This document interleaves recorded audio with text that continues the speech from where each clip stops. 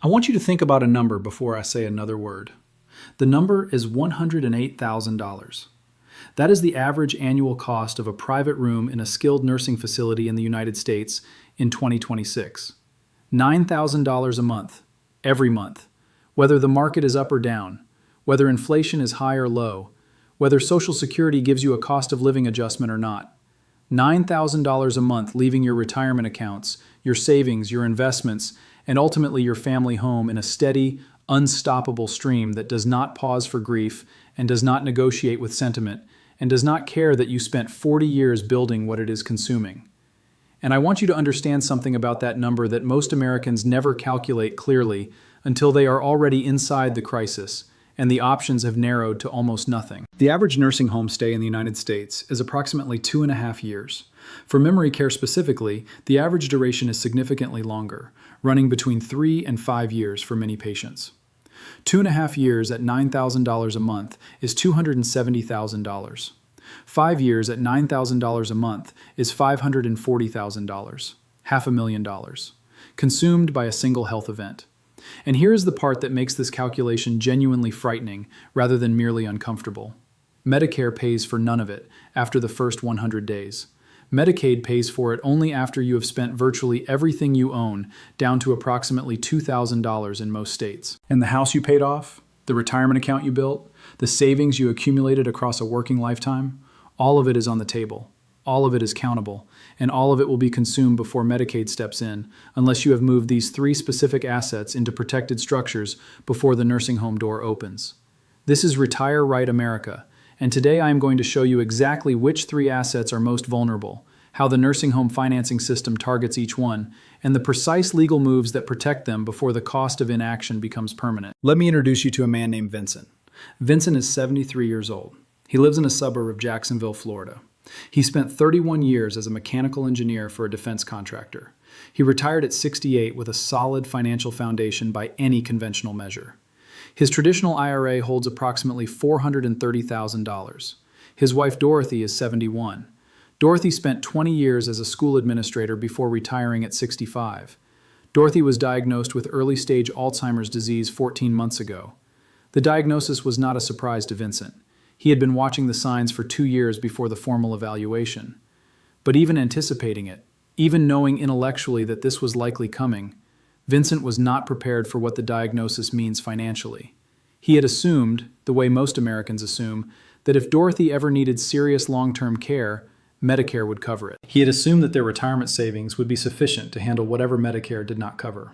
He had assumed that the house, which they paid off in 2017 and which is worth approximately $350,000, was somehow protected because it was their home. All 3 assumptions are wrong. Medicare will cover Dorothy's memory care for a maximum of 100 days under very specific conditions, and then it stops entirely.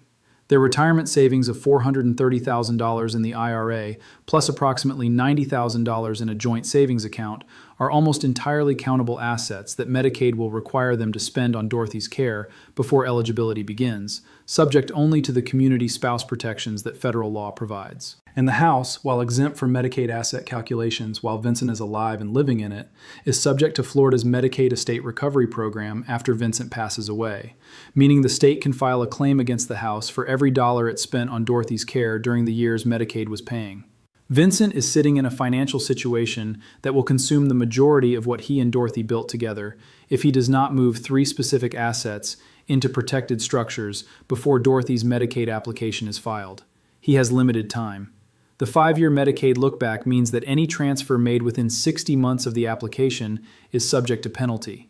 But limited time is not the same as no time, and the moves I am about to describe are still available to Vincent today, in amounts and structures that can protect a meaningful portion of what he and Dorothy worked their entire lives to build. The first asset Vincent must move is the family home.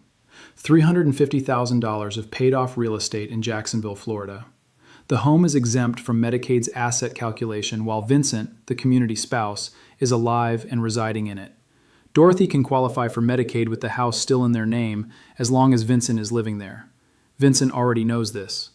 What Vincent does not know, and what nobody at the Medicaid office will volunteer to tell him, is what happens to that exemption the moment he dies.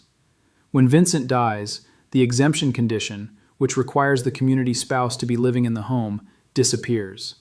The state of Florida, through its Medicaid estate recovery program, files a claim against Vincent's estate for every dollar Florida Medicaid spent on Dorothy's care. If Dorothy spent 3 years in memory care at $10,000 a month, which is a conservative estimate for a Florida memory care facility in 2026, the state paid $360,000. The house is worth $350,000. The state's claim exceeds the home's value. Vincent's children inherit nothing from the asset that their parents spent decades building and protecting. This is not a hypothetical worst case. This is the default outcome for families in Vincent and Dorothy's situation who do not take deliberate action before the estate recovery clock starts running. The move for the home is the Florida Enhanced Life Estate Deed, commonly known as the Ladybird Deed. A Ladybird Deed transfers the home to the designated remainderman, in Vincent's case his adult children, while preserving Vincent's complete control over the property during his lifetime. Vincent retains the right to sell the home, mortgage it, rent it, or revoke the deed entirely. He can change his mind at any time while he is alive. Nothing about his current use or enjoyment of the home changes. But at Vincent's death, the home transfers automatically to his children outside of probate, outside of the estate, and therefore outside of the reach of Florida's Medicaid estate recovery program in most circumstances. Florida recognizes the Ladybird Deed specifically, which is not true in every state, and Florida's Medicaid program has historically treated Ladybird Deed transfers as exempt from the Medicaid look-back period in most standard applications.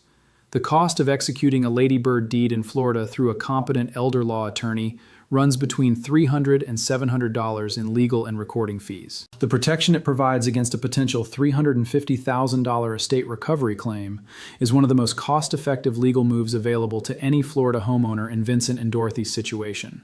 Vincent should execute this deed this week, not next month, not after he has had more time to think about it, this week, because every week that passes is a week closer to a potential Medicaid application and a week closer to a potential health event that limits Vincent's legal capacity to execute documents with the clarity and intent required for them to withstand challenge. The second asset Vincent must move is the traditional IRA.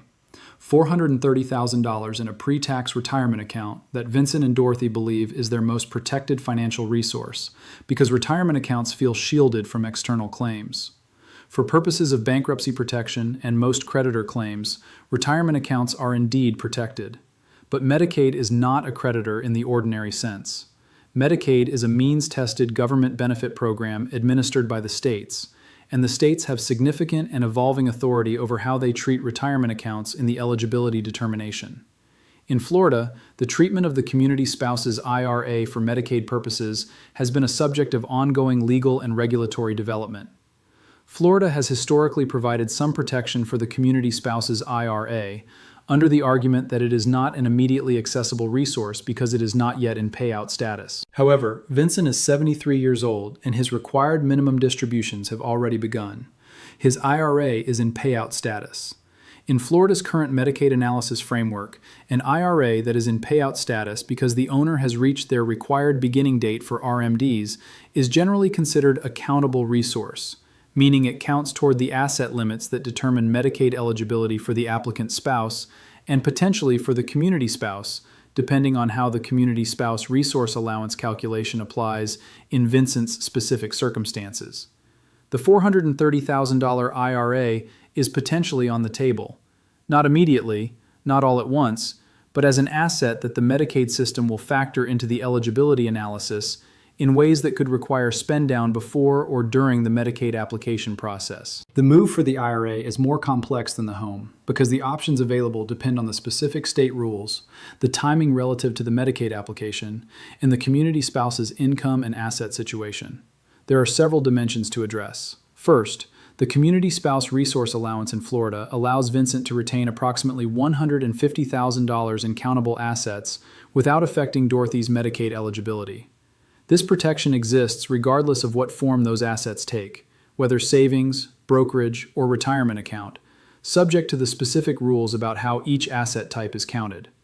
Vincent needs to know his specific CSRA amount based on a Medicaid asset snapshot taken by an elder law attorney at the beginning of the planning process. Second, Roth conversion of a portion of the traditional IRA can change how the remaining balance is analyzed in some states, because a Roth IRA has no required minimum distributions, and the argument can be made in certain state frameworks that an account with no mandatory distribution requirement is not an immediately accessible resource in the same way a traditional IRA subject to mandatory distributions is. This argument does not always succeed, and the outcome depends entirely on the specific state's current interpretation. But in combination with other planning strategies, a partial Roth conversion executed at a rate that respects the tax implications and does not spike Vincent's income into a higher IRMAA bracket can be a component of a comprehensive IRA protection strategy. Third, a Medicaid-compliant annuity may be available to convert a portion of the countable IRA or other savings above the community spouse resource allowance into an exempt income stream that provides Vincent with monthly income for the rest of his life, while removing the lump sum from the countable asset calculation. The annuity must be structured to meet Florida's specific Medicaid compliance requirements, which are detailed and which an elder law attorney must guide. Vincent cannot walk into an insurance agency and buy a Medicaid-compliant annuity off the shelf. It is a specialized product structured specifically for Medicaid planning purposes. The annuity converts a countable asset problem into a community spouse income stream, protecting Vincent's financial security while allowing Dorothy to qualify for Medicaid more quickly without spending the entire IRA on nursing home costs before eligibility is established. The third asset Vincent must move is the joint savings account. $90,000 in a credit union savings account that Vincent and Dorothy have been building as their emergency fund and cash reserve for years. Unlike the home and the IRA, there is no ambiguity about how Medicaid treats a joint savings account. It is fully countable. Every dollar above the community spouse resource allowance must be spent on Dorothy's care before Medicaid will pay.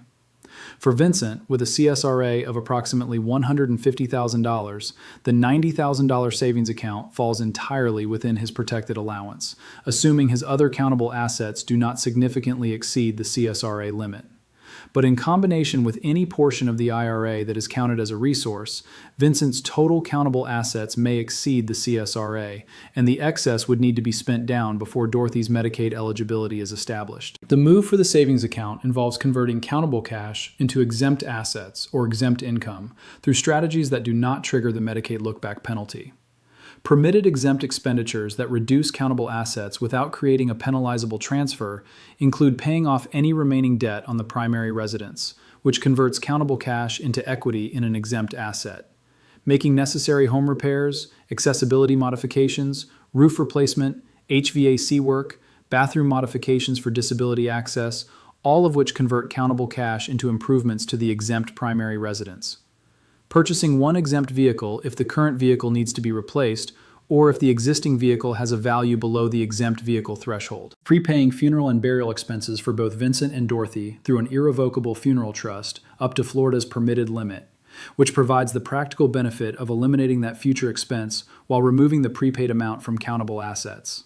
And potentially, depending on the specific numbers and the specific timing relative to the Medicaid application, purchasing a Medicaid-compliant annuity as described above for the portion of savings that exceeds the CSRA after other expenditures have been made. Each of these strategies must be executed in the correct sequence, documented correctly, and reviewed by an elder law attorney who does Florida Medicaid planning regularly. The sequence matters because certain strategies must precede others to be effective. And the documentation matters because Florida's Medicaid eligibility workers will review every financial transaction made within the look-back period and will request documentation for transactions that appear to reduce assets without a clear, legitimate purpose. I want to talk about the timing reality of Vincent's situation in plain language because this is the dimension that most Medicaid planning discussions gloss over and that is genuinely critical to understanding what is and is not possible for a family in Vincent and Dorothy's position. Dorothy was diagnosed 14 months ago. The Medicaid application has not yet been filed. Vincent has not yet consulted with an elder law attorney. He has been managing the immediate medical and emotional challenges of his wife's diagnosis and has not had the mental and emotional bandwidth to focus on the financial planning dimension simultaneously. This is completely understandable. It is also the pattern that elder law attorneys see in the majority of families who come to them for Medicaid planning. The health crisis and the financial planning crisis arrive together, and the health crisis absorbs all available attention and energy until the financial crisis has progressed to a point where the options have narrowed significantly. Vincent's situation is still plannable. The 5-year look-back clock has not started because no Medicaid application has been filed. The Ladybird deed for the home can still be executed this week. The IRA planning and the savings account repositioning can begin immediately with the guidance of a Florida elder law attorney. But every month that passes without action is a month during which Dorothy's care needs are likely to escalate, during which the probability of a nursing home placement in the near term increases, and during which the window for executing the longer lead time strategies, like the Ladybird deed 5-year look-back protection, narrows. The Ladybird deed executed today begins a 5-year clock. The Ladybird deed, executed in 18 months, begins an 18-month later 5-year clock. The protection is delayed by every month of inaction. For a family in Vincent and Dorothy's situation, the financial planning is not something that can be addressed after the immediate medical situation stabilizes. The immediate medical situation may never fully stabilize. The planning must happen in parallel with the medical management, which means this week, not eventually. Here at Retire Right America, the reason we cover this topic with this level of urgency is that the families who end up losing everything to nursing home costs are not the families who had inadequate assets. They are frequently the families who had sufficient assets, but who did not take the planning steps that would have protected those assets because nothing felt urgent enough to act on until the crisis made action too late to be fully effective. Vincent and Dorothy have a house worth $350,000, an IRA worth $430,000, and $90,000 in savings. That is a total of $870,000 in assets that their children and grandchildren reasonably expect to benefit from as part of the family's generational wealth. Under the default scenario with no planning, Dorothy's memory care at $10,000 per month for an average of 4 years consumes $480,000 before Medicaid engages, and the estate recovery after Vincent's death captures the home. The children receive something in the range of $150,000 to $200,000 from an $870,000 estate. Under the planned scenario with the Ladybird deed, the Medicaid-compliant annuity, the CSRA protection, and the permitted asset conversions all executed correctly, the home passes to the children outside of estate recovery. The CSRA protects Vincent's financial security during his remaining years, and the permitted asset repositioning reduces the spend-down requirement before Medicaid engages. The children receive significantly more, and Vincent's quality of life during the years after Dorothy's placement is significantly better protected. The difference in outcome between the planned scenario and the default scenario is not a small number. It is the difference between a family legacy and a family tragedy. Go to the comment section right now and tell me your state and whether you are currently in a situation where a spouse or parent has received a diagnosis that suggests nursing home placement may be coming in the next few years. Tell me whether you own a home free and clear, and whether you have executed any deed or trust to protect it from Medicaid estate recovery. Tell me the approximate balance of any traditional IRA, and whether RMDs have already begun. Tell me whether you have ever met with an elder law attorney specifically about Medicaid planning, or whether your estate plan consists only of a will and some beneficiary designations that you set up years ago. From those answers, I can tell you in a reply which of the 3 assets represents your most urgent planning priority and what your single most important first step should be this week rather than at some unspecified future time. Drop your situation in the comments. We work through it together. Like this video if Vincent and Dorothy's story showed you something about your own situation that you had not calculated clearly before today. Subscribe to Retire Right America and hit the notification bell so every Medicaid planning survival guide we produce reaches you before the relevant window closes. Share this with an adult child of aging parents or with anyone who has a family member with a recent dementia or Alzheimer's diagnosis who has not yet begun the financial planning process. Because the window is open right now, and the window does not stay open. This is Retire Right America. Stay informed, stay protected, and move these 3 assets before the nursing home system moves them for you.